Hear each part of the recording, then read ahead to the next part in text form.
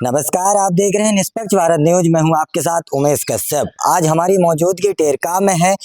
बुंदेलखंड योगी के नाम से फेमस योगी सत्यनाथ के आश्रम पे हैं। हम उनसे बात करेंगे, हम उनसे जानेंगे। संत जी, आपका स्वागत है निष्पक्ष भारत न्यूज पर। सीताराम। आपने कैसे ठाना कि एक युवा, एक प्रोफेसर की आप नौकरी कर रहे थे? जब हमने अपने सूत्रों से जानकारी ली तो फिर आप संत बनने की आपने कैसे ठानी? मैं एलएनसीटी ग्रुप में था। परम पूज्य योगी आदित्यनाथ जी महाराज से प्रेरणा लेकर मैं सत्य सनातन धर्म के लिए और राष्ट्र के लिए कार्य करने के लिए संकल्पित हुआ। निश्चित ही इसमें हमारे भारतवर्ष में जो परिस्थितियां थी उनका भी बहुत योगदान है। हम चाहते हैं कि भारत सनातन राष्ट्र बने, हिंदू राष्ट्र बने। भारत में प्रत्येक रहने वाला हिंदू व्यक्ति अपने को हिंदू माने।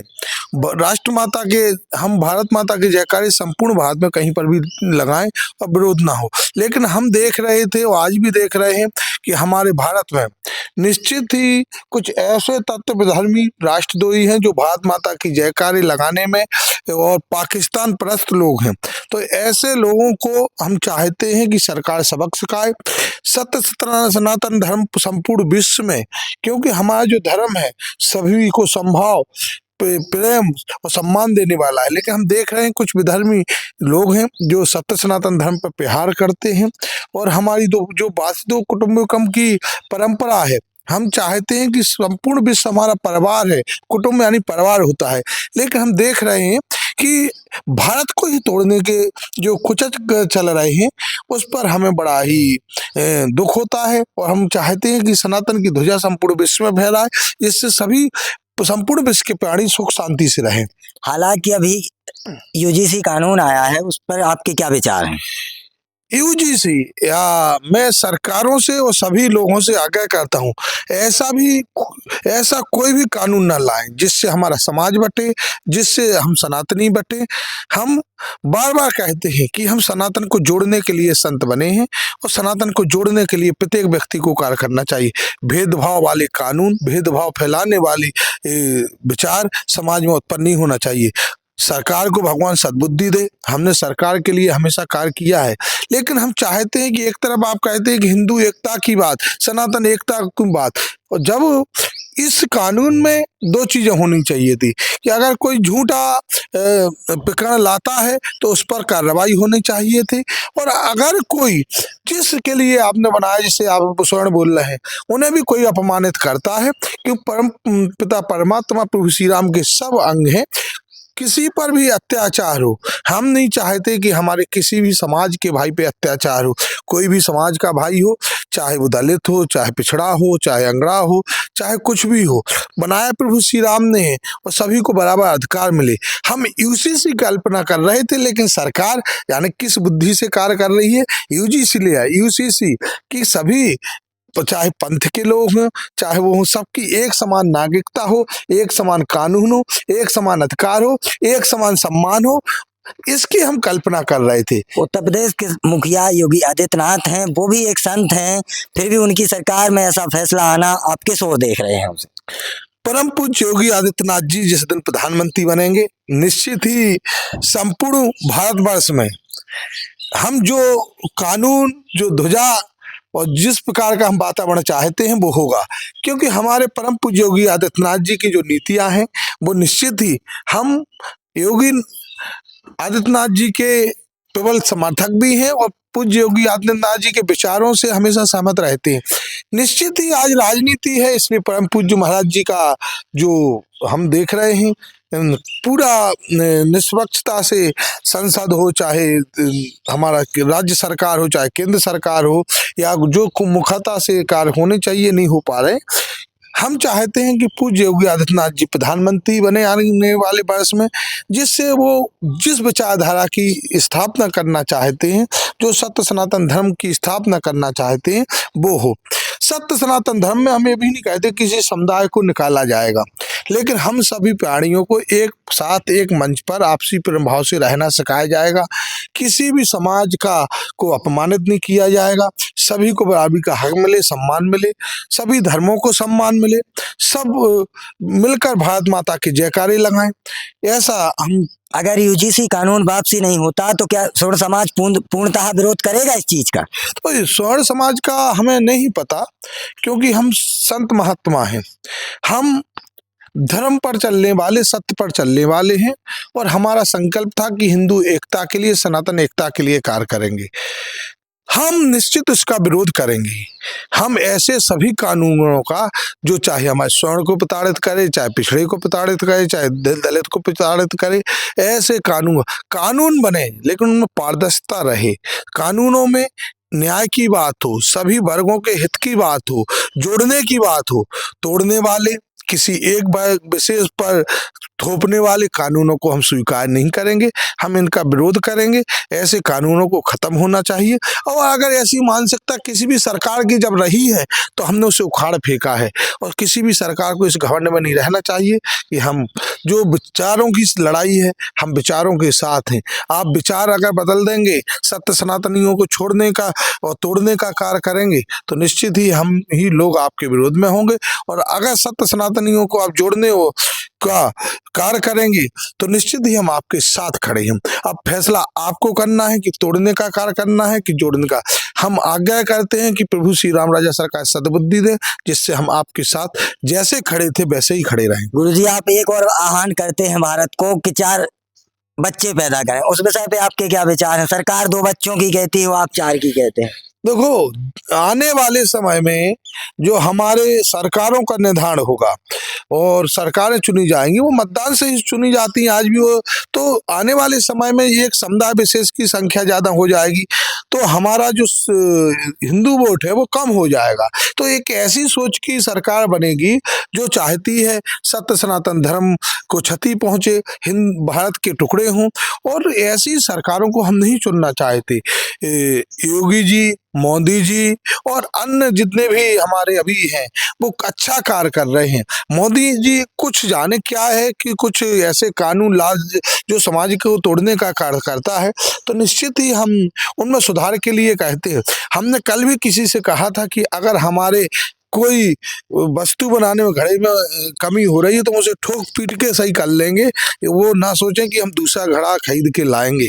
इसलिए हमारी कोशिश चल रही है कि हम भारतीय जनता पार्टी, मोदी जी और योगी जी, जो हमारा संपूर्ण जो सनातन की पार्टी थी, जिसे हम लोग पूरा समर्थन दे रहे थे और नित्य ऊर्जा से हम 8 वर्षों से प्रचार कर रहे थे अपना तन मन धन लगा के, तो हम चाहते हैं कि इसी को ठोक पीट के फिर से पुनः जिस तरह से स्थापित करना है वैसे किया जाए।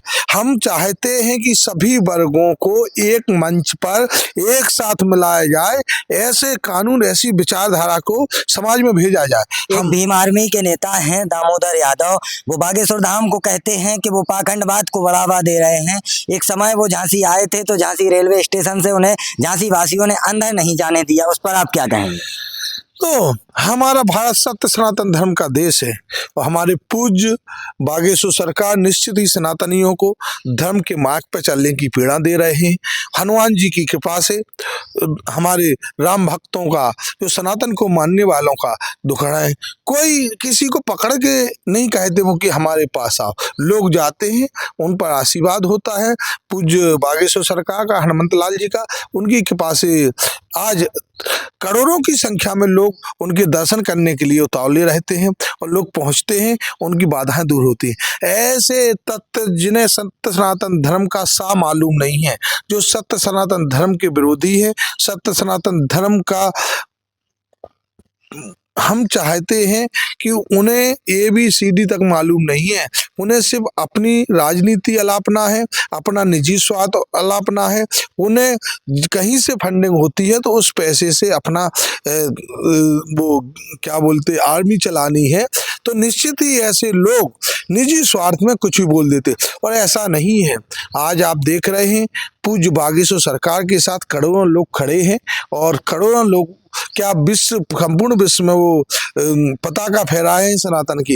एक चंद्रशेखर या कोई भी ऐसे लोग जो सनातन के विरोधी हैं, ऐसे लोगों के कुछ कहने से अंतर नहीं पड़ता। हम लोग तो ध्यान ही नहीं देते हैं।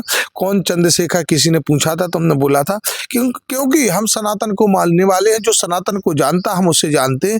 बाकी हमें किसी ऐसे व्यक्ति से जो सनातन को नहीं नहीं मानता। हम किसी धर्म के विरोधी नहीं हैं, हम किसी विचारधारा के विरोधी नहीं। आप अपनी विचारधारा चलाइए, लेकिन हम सनातन को मानने वाले हैं। हमारे सनातन के मानने वालों को ही करोड़ों की संख्या है।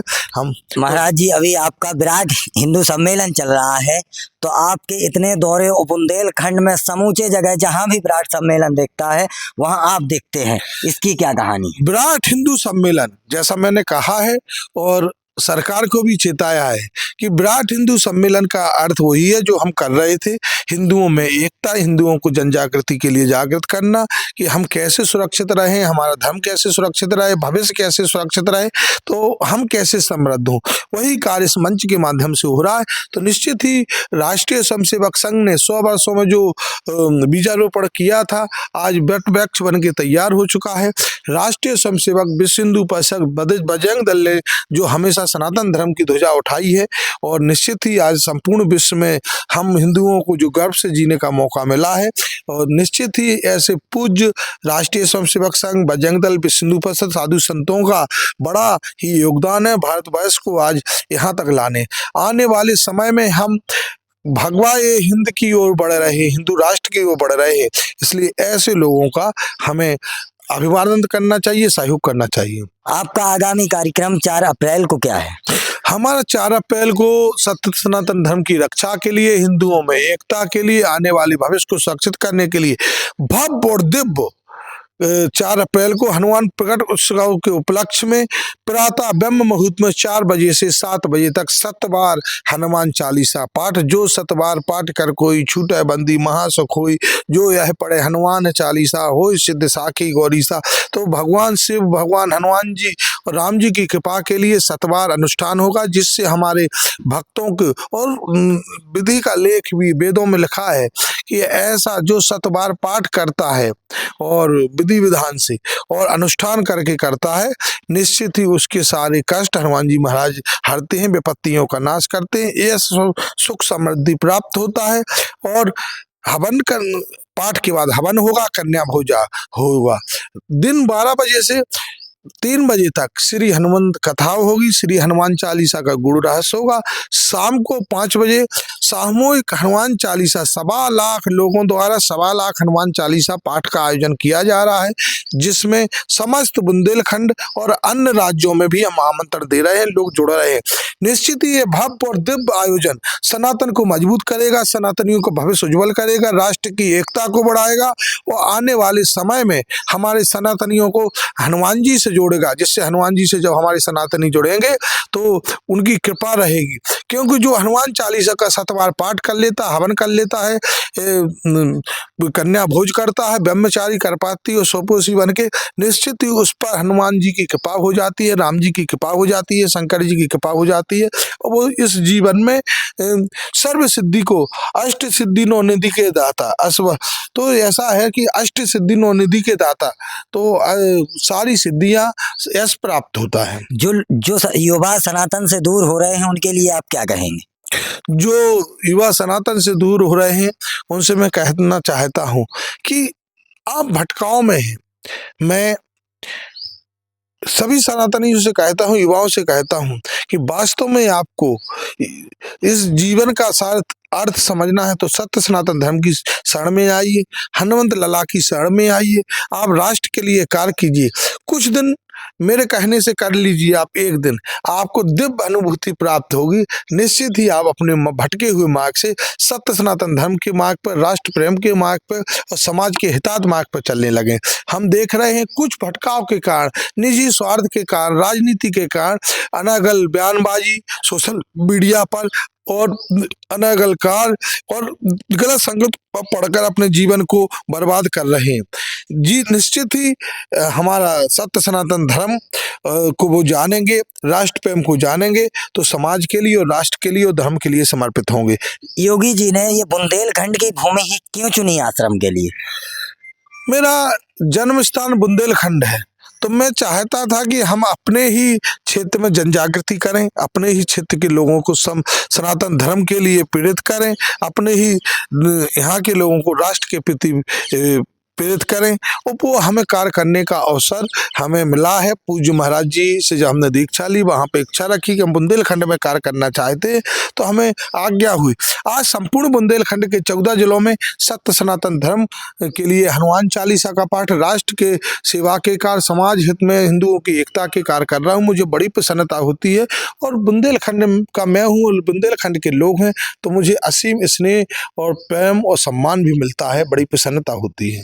हम आपको बता दें, हमारे साथ बुंदेलखंड योगी योगी सतनाथ महाराज थे। इनका अभी वर्तमान में देश दुनिया में न पहचाना जा रहा है। आज हम उनके आश्रम पे थे, हमने उनसे बात की। आप जुड़े रहिए निष्पक्ष भारत न्यूज के साथ। मैं हूं आपके साथ उमेश कश्यप।